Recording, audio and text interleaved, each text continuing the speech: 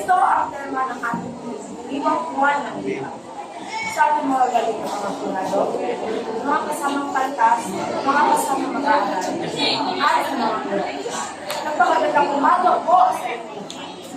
Ano nga ba ang masasabi ko sa kanila?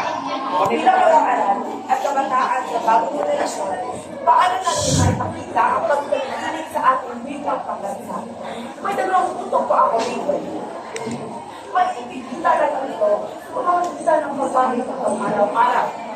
Kagaya na paggamit sa social media, paggamit sa television at sa radyo.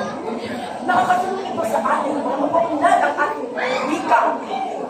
Ikalawa, ito ang aking pinakamalakas na ideya. Magagamit natin ito sa pamagitan kung saan tayo nakatanggap, saan man tayo sa sulok ng mundo, dapat hindi natin ito ikahiya. Kasi dapat ang ating wikang Pilipino, dapat hindi natin ikahiya.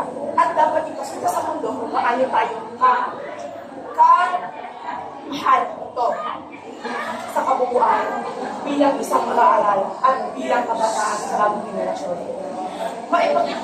Maipakikita at pinapakilagay ko ang wikang Pilipino sa paggamit at pagkikipag-usap sa kapwa-tao at paglako sa mga gawaing wika katulad ng pagtula, pagsalaysay, at iba pa.